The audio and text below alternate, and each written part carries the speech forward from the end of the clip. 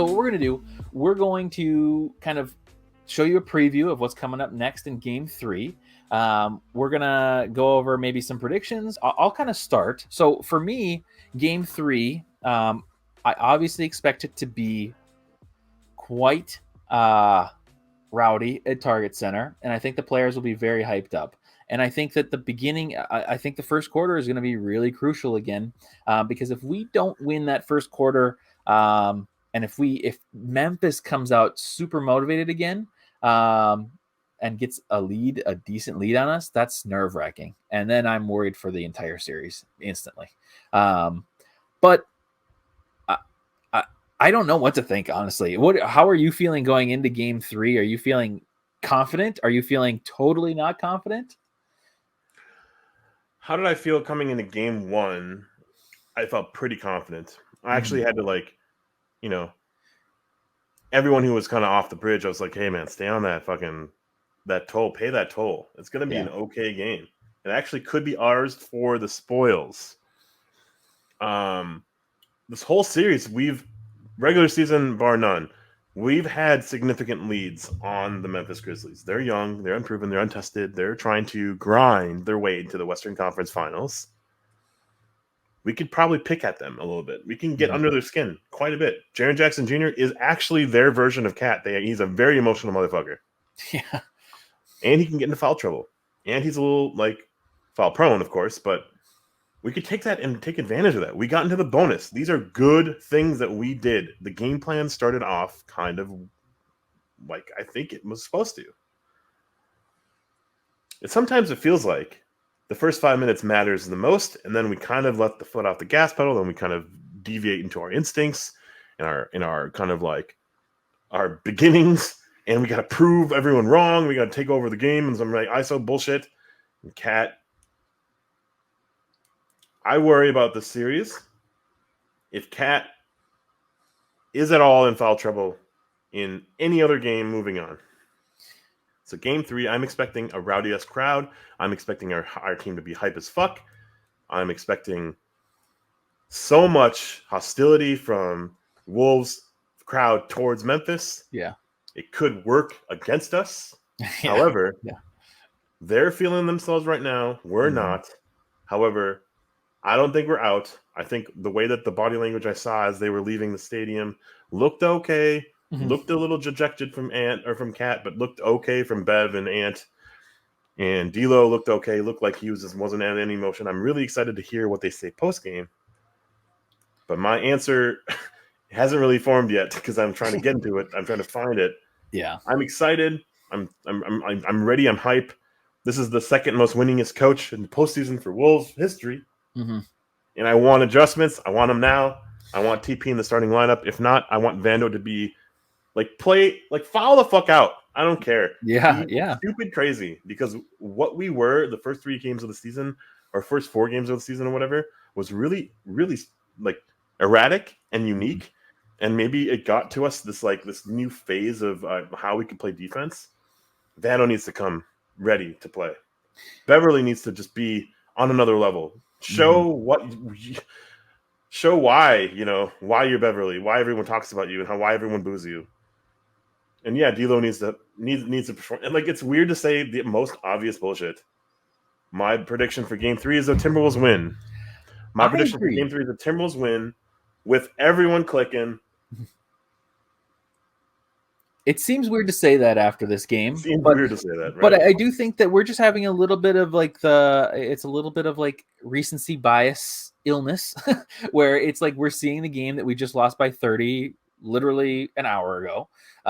So we're obviously a little bit down from that. But I do think that coming into Target Center, I also think the players are going to take this game as seriously or more seriously than they did the Clippers game. I think this is a big game. The crowd is going to be louder because they sold even more seats for this game. They actually took away the tarps that they have at the ends that were blocking many seats, and they sold out of those. Tickets now are a minimum of $100. So this is going to be insane. There's going to be a lot of hype, and the importance of winning this game is just massive because you win this game, normally in a series, Game 3 is expected to go to the home team, and game 1 is expected to go to the home team. We stole game 1, as we were talking about earlier in the stream, and we have a very good chance at winning game 3. And not only that, then we play at home again, which obviously it's not impossible. I don't think it's, I mean, not that anybody's saying this, but I don't think it's impossible that we could have Memphis surprise us at home. I don't think it's impossible that Memphis could beat both games at home. I think that's very possible. But this Timberwolves team is going to be motivated. And obviously it comes down to a lot of things. But one point that you're kind of bringing up that I like, that I saw somebody else talking about, was, you have a lot of these players like the Jadens, like the Vandos, like the Pat Bevs, Torian, all of these defender players that we have that maybe are expendable on offense, where you can just throw bodies at players. Take Memphis out of the game. And that's not, if there's any Memphis fans here, I promise, I know everybody in Memphis is so worried about us intentionally hurting players, but that is not what I mean. I mean, foul. Just foul them. Make it hard to make buckets. Who cares if they're making free throws? Because even though, yeah, sure, we don't want them to have a million free throws in the game, but clearly game 1, that was a struggle for them. They weren't able to do what they wanted to do.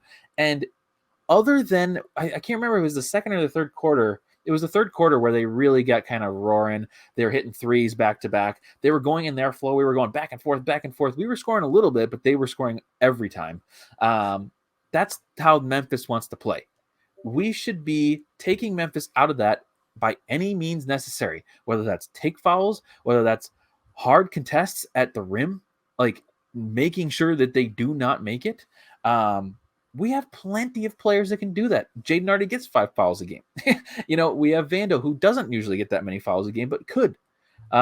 If we throw players at them like that, I think that could throw them out of their rhythm. And we have some half-court players in D'Lo and Ant that can make up for the lack of style.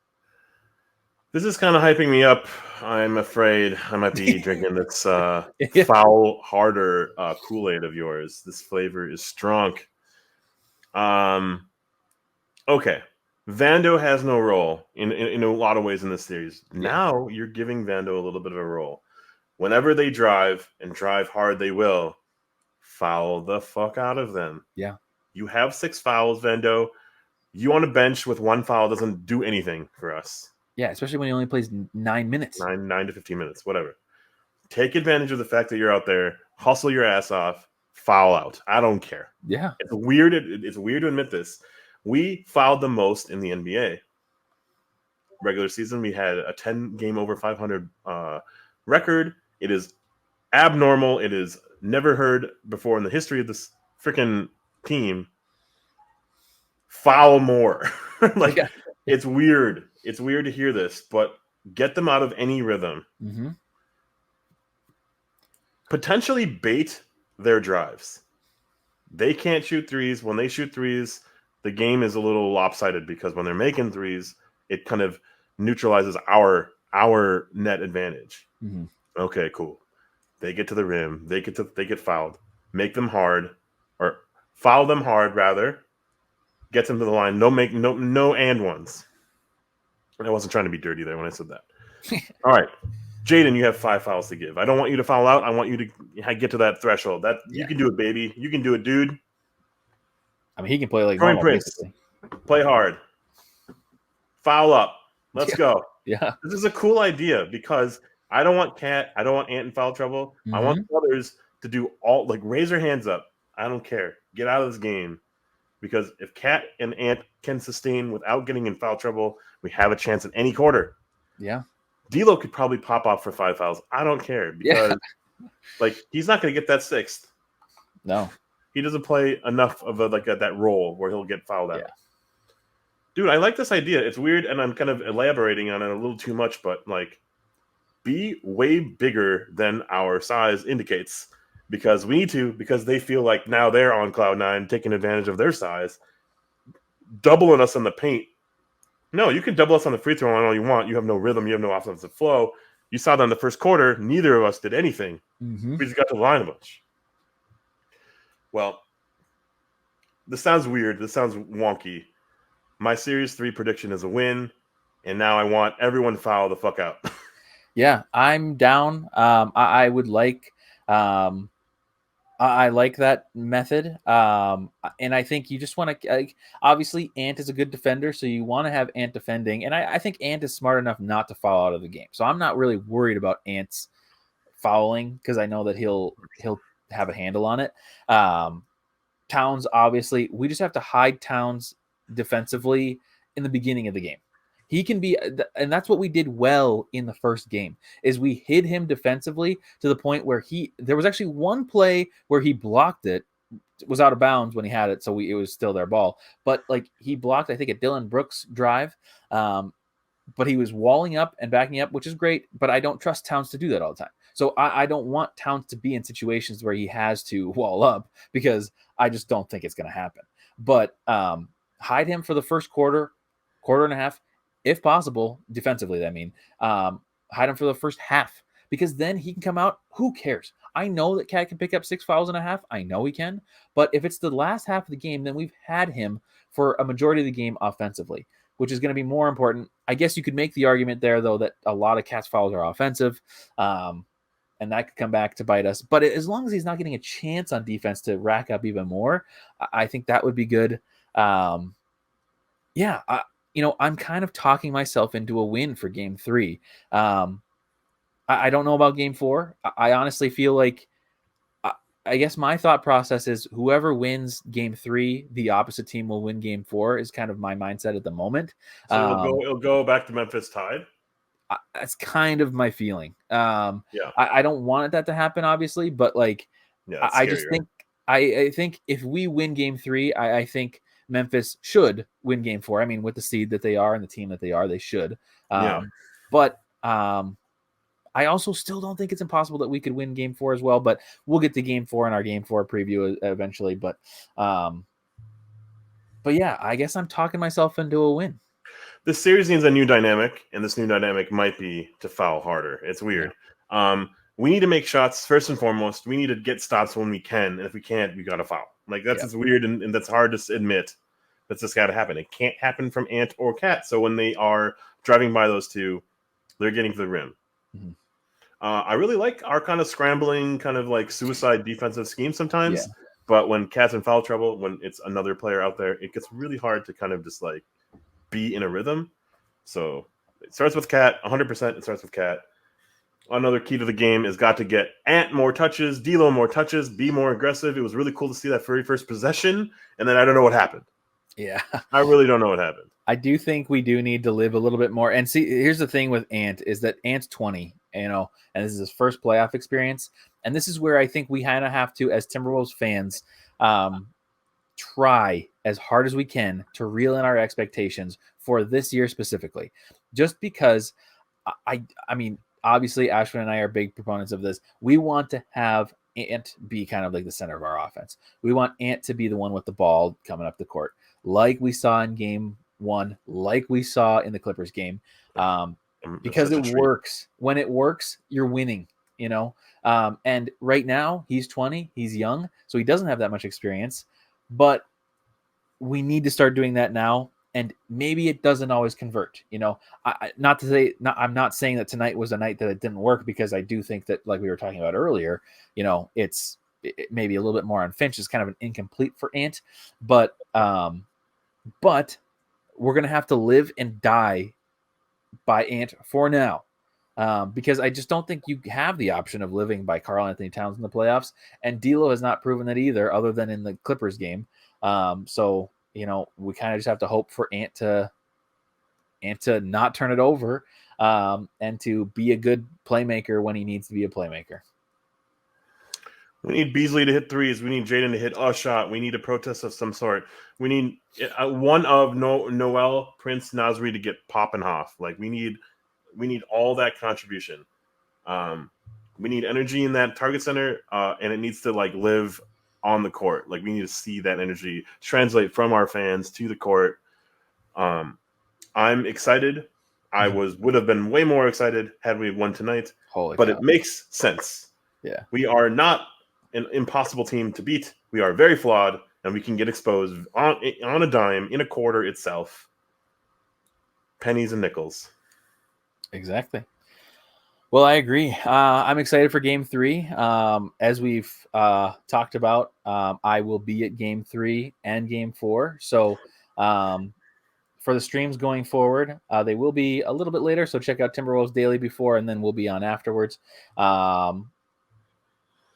It could take me a long time to get back from the games, depending on how crazy traffic is. So just be prepared for some long, late nights, especially Saturday night. Holy shit.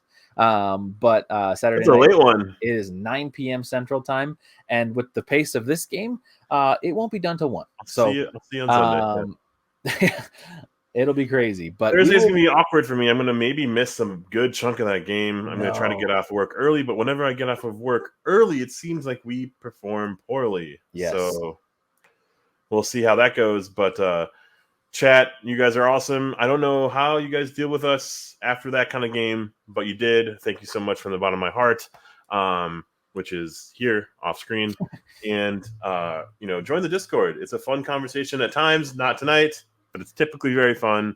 The over and unders are posted. I'm not going to repeat them because I don't want to. The tier list typically are posted. I forgot because I'm lazy. And I guess Miami won, and the Pelicans beat Phoenix. Yes, I think Devin Booker went out in the fourth quarter with like some hamstring soreness or something. But after popping off in the first quarter, it was interesting. I was watching the score live. I couldn't see the play, but I saw the score and I was like, holy cow. But yeah, as Ashwin says, I appreciate everybody in chat for showing up. If you're new here or if you're watching the VOD, we do this after every show. We do this after every game. Talk Wolves, and we'll be doing this in the off season like we were talking about, pitchfork conversations, and all of next season probably. We'll see. Oh wow, I won the over under. I got 6 out of 7 tonight. Negative Nancy got all of them right tonight. Love, yeah, I did. The big boy says, love how I went with the most pessimistic picks possible, and the only one that missed was Jaws points. Yeah, pretty crazy. But we're gonna be hungry. We're going for that dub. Yeah, we're taking a win. We're taking a series lead. It's gonna feel fucking good. Beverly's gonna just be screaming at them in the locker room. It's all gonna be positive culture building activities like trust falls and all sorts of other things, like camping in the wilderness with the wolves, the actual real life wolves. We're gonna do some manly shit. Yeah, let's do it. Fuck yeah, manly shit. And Dodie, thank you. Dodie, thank you. But yes, I think he's from Indonesia. Let's have some good vibes on Thursday, and we'll see Godfrey, you. Look at this triple exclamation point! Wow, Godfrey. Man, I'm hype. I'm hyped now. Yeah. All right. Well, we'll see you right now. We'll see you all Thursday night. 52 wins is still possible, by the way. We are at 48. And we intro is the outro. That's what I was going to say. Intro as the outro. Let's go. Will see you that's hype right there. Thursday night.